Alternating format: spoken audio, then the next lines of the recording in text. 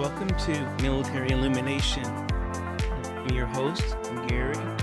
And this podcast is really for anyone who's interested in knowing more about the military and usually the downside so that they can make an informed decision. Just casual conversations, explaining the ins and outs so that if you're a person that is considering entering the military service, or maybe you have influence over someone who is, or maybe just someone who's just interested to know the truth, this podcast will do its best to illuminate the facts that you need to know to help you make an informed decision. In many cases, it may sound like I'm anti-military, anti-government, don't believe in it. It may sound like I'm targeting certain elements such as JAG or civil governments or just the nature of the military institution. But nothing can be farther from the truth. I'm mainly just basically sharing the other side. It's the side that no one talks about. The side that can be very detrimental if you don't understand what it is. And in a lot of cases, when I'm talking to young people about the military and they're asking me about certain things, and I share these small tidbits with them, it's a game changer for them. Their eyes are open, and a lot of times they can just confess right there that, and you can see it in their faces that, no, this is not a good thing. So that's where I'm coming from. Really, it's just in a casual way, have a conversation. Thanks for joining us. Today, I'm going to be talking to you about the glitter. All that glitters is not gold. I know that's probably a phrase that people have talked about so many times when you're talking about fool's gold or anything like that. But it also can apply to the military, is that they make it sound like it's a really good situation in that the benefits are great. They say they pay for college. I say they say because there's a lot of fine print that goes with that. But then when you actually look closer into it, you realize that it isn't what they thought it was going to be. Okay. So that's the kind of thing we want to talk about, is that fool's gold. And I'm going to be using an example. And if a lot of you, if you follow me, you know I've been talking a lot about the Washington National Guard and the incidents that occurred almost 20 some years ago regarding an innocent soldier that was maliciously prosecuted. It was a friend of mine. And through that process, I really understood and learned and shocked at what I found. I learned about the military. I am a veteran, and a lot of the things that my friend experienced, I saw it a little bit, but I discounted it. But we're going to use that incident, and I'm always going to use those incidents as an example. There's plenty of examples out there, but when it hits home, when it's right there in your face, when you experience it firsthand and the ups and downs, and you see the truth, it takes on a different meaning. So hopefully you'll benefit from that. Hopefully you'll learn something. So the fool's gold, it looks like gold, feels like gold, and even gleams like gold, but it's not gold. What it is, it's a dream taker and a hope slicer. An argument can be made that the military is a dream taker and a hope slicer, often leaving a service member in worse shape than when they entered the military. The military portrays itself as a legitimate opportunity with their guarantees, benefits, mantras, be all you can be, and doggone it, I'm a Marine and the toughest thing there is, all that bacon. Or what do they say, the few, the proud? I don't know, the Marines? Yeah, I don't know.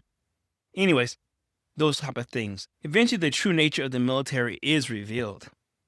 And in most cases, it's revealed through circumstances of adversity. While things are going fine and there's no issues, you don't see it. But what you got to look out for is that if somehow you get sideways in the military, whether it's your own doing or it's retaliation for something, or it's just one of those things, you've been in the wrong place at the wrong time, like my friend was, then it's going to be revealed. The harsh reality will set in, and it's relentless. believe me when I tell you, it's relentless, right? It's daunting. It is, I don't know. I don't know how else to say that. Maybe you become this sacrificial being to be made an example of, or a plaything for the system. Any way you look at it, it's not good. And a lot of times it results in a PTSD experience. When people, like I said, the military is a, I guess you consider it's a noble profession. We need it. It's important. I believe that it should be mandatory, compulsory. But since it isn't, right, they have to recruit people. There lies the issues. They'll say anything to get a person in. Lie, cheat, and steal. Anyways, a lot of times when people go into the military, they have good intentions. Even officers, right? God bless their heart. But the longer they stay in that environment, the more they become corrupt, right? So they may go in with good intentions, noble, but I guess once you get into the military and they start making a career, they start seeing they just become a bad person, because in the military, there's no accountability per se, especially for officers. So you get corrupted by the system. So nevertheless, I'll be talking about this Brett Daugherty, Brett D. Daugherty. He's gonna be an example. I guess some other his friends are gonna be examples as well, but we're gonna use this as an example. Now, when you're in the military, it's not the military, it's not the system that's the problem. Issue is the individual. That's why I chose to name him. Name the individuals who engage in activities which could be construed as malicious prosecution. It's definitely harassment and 100% retaliation. Right? It's the individual. So as you're going through the internet, more and more people are coming forward. They're putting faces to the issues. So it's not the organization that's the issue. It's the individuals that's the problem. But the organization protects and perpetuates the injustice that is enforced upon people, or the negative behavior, or whatever you want to mention it. Probably getting too technical. I'm just trying to keep it down where maybe high school kids can grasp it. Anyways, that's the issue. That's the thing. So I'm not bad-mouthing Daugherty. He's an individual. It's what he did. Okay? How he did it. And why he did it. That he's being held accountable. Now, all things that are what we say, everything that glitters isn't gold, is true. If you Google him, Brett D. Daugherty, he served in the active military. He served in the National Guard. I think he was deployed. He's got a chest full of medals. He's got a lot of accolades. They even did his retirement. He retired like a year ago. They did his retirement. He had a video on YouTube. You can look at it if you want to check that out. By all circumstances, he's an outstanding soldier, a great individual per se on the surface. But all that is gold is not glitter. All because he may be an officer, he may be a general, right? He may have a chest full of medals, but it isn't an ethical person. He's not. Okay, he's not an ethical person based on what his actions were. So that's what we're going to talk about today. So we're going to take, for instance, Brett Daugherty. He's retired now of the Washington National Guard. He also served in the active service, I think some over 20 years combined. So if you just Google his name, along with Major General Adjutant General of the Washington National Guard, Major General Brett Daugherty, your search will show a page that reveals an impressive military career, serving both in the active Army and National Guard of Washington. Yes, his record is impressive, as demonstrated by his position, promotions, awards, and status. No doubt you will be impressed and left in awe of his impressive record and outstanding service to his country. Undoubtedly, a person would conclude that yes, This man was an outstanding, honest, honorable, distinguished, ethical, professional, and credible person. But all that glitter is not gold. The record will not reveal were the times he acted unethically, unprofessionally, without honor, uncreditably, and deceitfully. What the records will not reveal were the times he sacrificed soldiers, people under his command, both in the active army and National Guard. What the record will not reveal were the times he made false official statements, lied under oath, maliciously prosecuted a soldier under his command, or aided other officers who engaged in such activity. Something a person must understand about actions: actions are rarely isolated, which means that the incident that he took part in 1998 wasn't his only downfall. It wasn't. Trust me. Okay? So, while unethical actions that Daugherty undertook during his military service were not documented, perhaps because people did not know better, the ones he dealt with in a bad way, they just walked away in shame and hurt. But something interesting happens in the course of time. The bad deeds always catch up with the person. Brett D. Daugherty engaged in his behavior once too often, and it caught up to him. He didn't count on my friend and the support he had from his friends and his family. He did not count on me, the person who stood on the sidelines, watching everything, reading documents, research, even while the issue was going on. He didn't count on a person who took pride in serving in the military, took pride in his country, took pride in serving.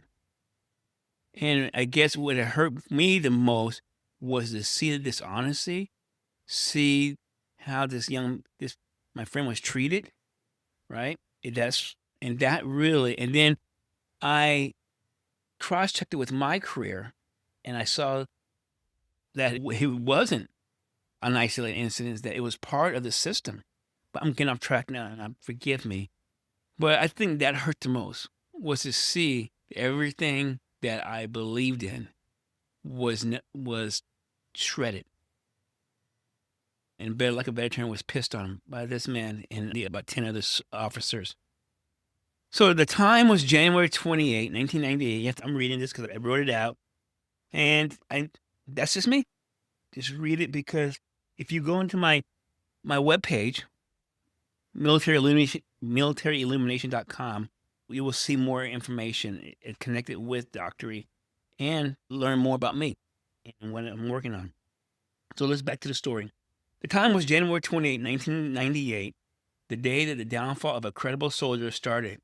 Just months from retirement, at the hands of, at the time, was Lieutenant Colonel Brett D. Daugherty.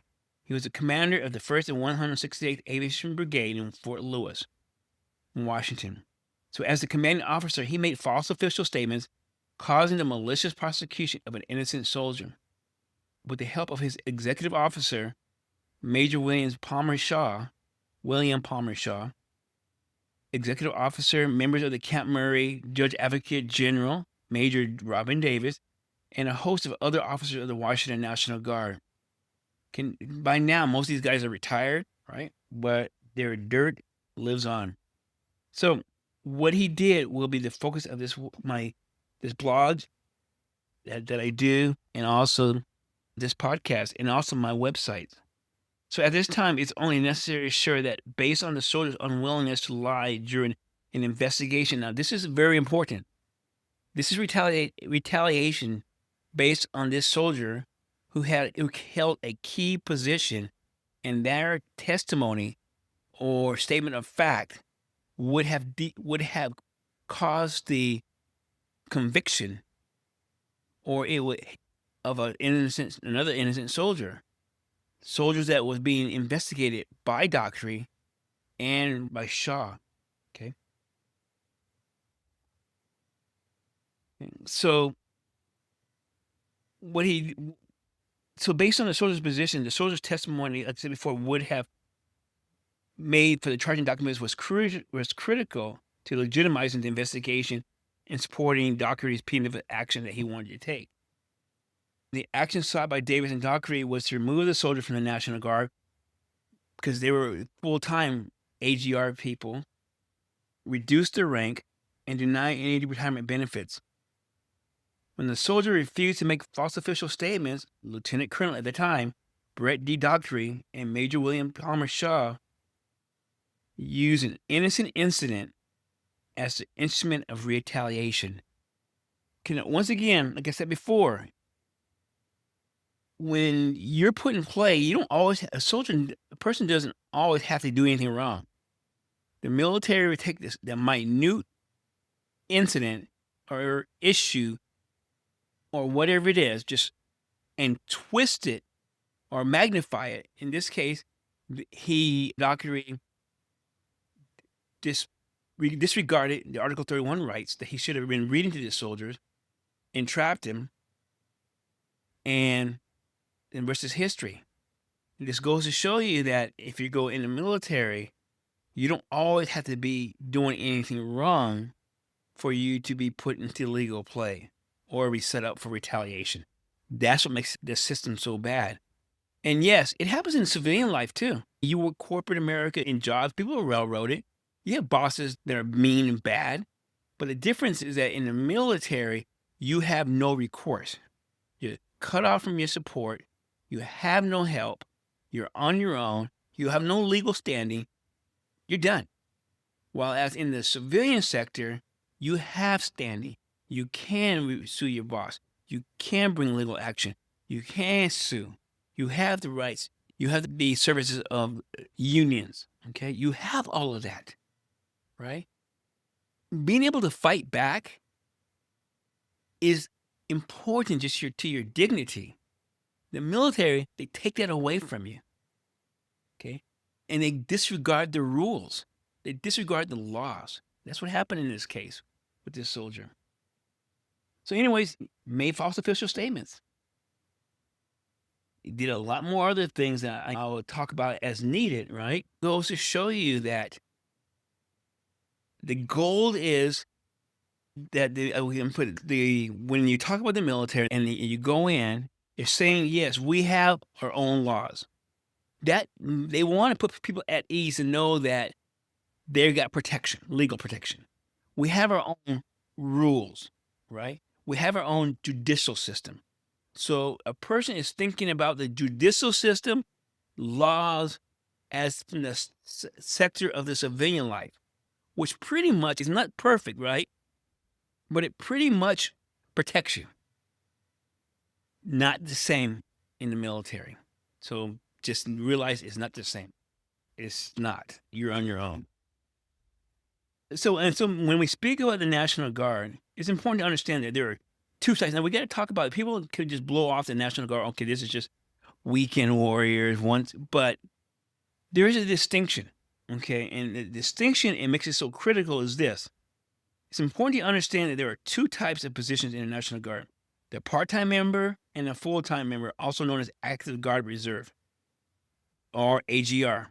The AGR position is full-time with full-time benefits. Their time still serves 1 for 1, as in basically when you're an AGR, it's as if you were on active duty. So if you got 8 years, let's say you got 12 years in active duty, and you do 8 more years as an AGR soldier in the National Guard, you can retire at 20 years. And that's where this soldier was at. The soldier was on the downside of a couple years from retirement after serving honorably, right, for 12 years in the active army. Honorable. Plenty of awards. They got a lot of awards for what they did. They were very good at their job, right? So you're taking this situation. Now you're ready for retirement, and this is what you run into. It is not uncommon, also, I'm digressing, but trust me, it's not uncommon for a soldier to do 18 years of honorable service to the military and get within that window of 1 to 2 years from retirement, and it's very common for the military to trip them up. Take a simple situation, twist it down there, and get rid of them before they're 20 years. So all this time, clean cut, right? All it takes is one individual, one officer, one senior NCO, non-commissioned officer, to trip you up that quick, and you're done. Don't retire. Let that sink in. All that retirement they say after 20 years, that goal, don't trust it. Don't trust it. You get down there, it happens more and more. They do it in corporate America, but at least they give you a severance package. And a lot of times in the military, when they do it to you, you get nothing. You get nothing. And if it's bad enough, you get a dishonorable discharge or general discharge. And they're brutal. You think about the military, they're brutal. I don't know. I did it, but I regret the day I joined. I really do. I regret it. I regret it with a passion. Most of it's just based on this incident with my friend and then reflecting back on the little things that happened to me while I was in. I had a great career. Don't get me wrong. It was fine. But I had to walk on pins and needles, on eggshells my last year. They were hunting for me. And it went to, they even gave me a bad OER, bad EER. My first lieutenant, and I went to my battalion sergeant major and said, hey, here's the worst, he said. I know it's BS. I know it's bullshit, right? But there's nothing we can do about it. He wrote what he wrote. And that's the story. So now I had almost 9 years. I'm not going to go in a great, stellar career. I'm not going to boast. But that's what I'm talking about right there. So, Brett Daugherty and William Palmer Shaw meant to harm that soldier. To use him as an example. Oh, yeah, let me add this piece to it. Adding insult to injury. After they did what they did to that soldier, reduced the rank, took away the money, denied their retirement, they had that soldier transferred to Camp Murray in the headquarters, where all the officers at the front desk area, where everybody comes and goes, all the officers comes and goes. Okay, do you see that? Not only did they deny the soldier's rights, maliciously prosecute in retaliation, when they were done with it, they put him on display. That soldier right now has extreme PTSD. Okay, but that's what you get. It's for them. It was fun and games because they weren't being held accountable. But the incident and subsequent 20 years of research into the incident illuminated the dark side of the military system, the Judge Advocate General, the congressional leaders, and civilian courts. As a result of Daugherty's actions, the soldier became aware of the Ferris Doctrine. The Ferris Doctrine allows officers to engage in unethical behavior without the fear of consequences. All right, what Daugherty meant as harm, illuminated the truth, and as a result of the incident, I'm using it to help unsuspecting young men and women decide the military is a good option.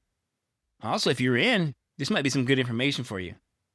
My Brett Daugherty actions were not isolated, but accepted military behavior by Congress, civilian courts, White House, and military leadership in the Pentagon, okay, and various departments of defense, or in case it's now Department of War, branches. The Daugherty incident, 19 acts of injustice, and other Supreme Court cases are case studies. Daugherty's incidents, he has 19 acts of injustice against my friend, and other Supreme Court cases are case studies. What does that mean?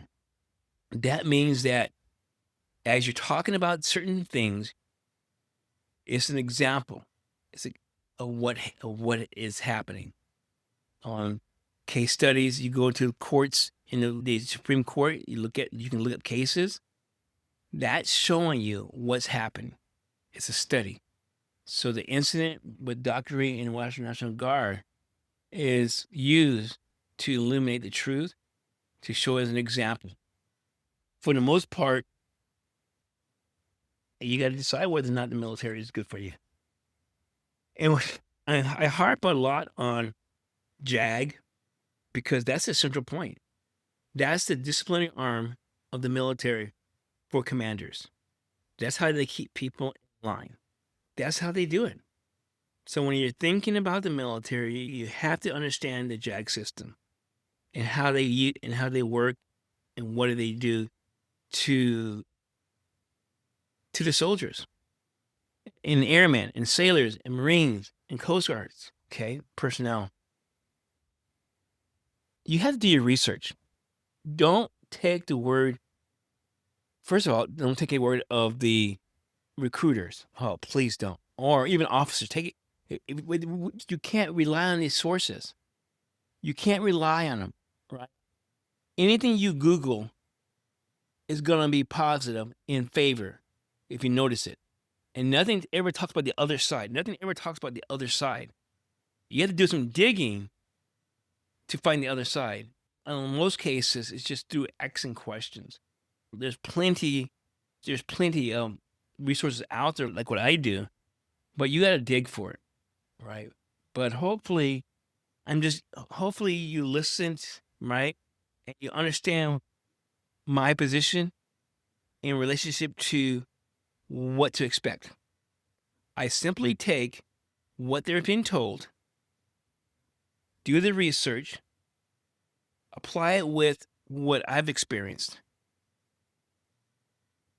That gives me the big picture. And that's what you have to do. Don't rely on everything I just say, but just be very, I would say, when you're researching it, if you're thinking about going in there, research without your rose-colored glasses.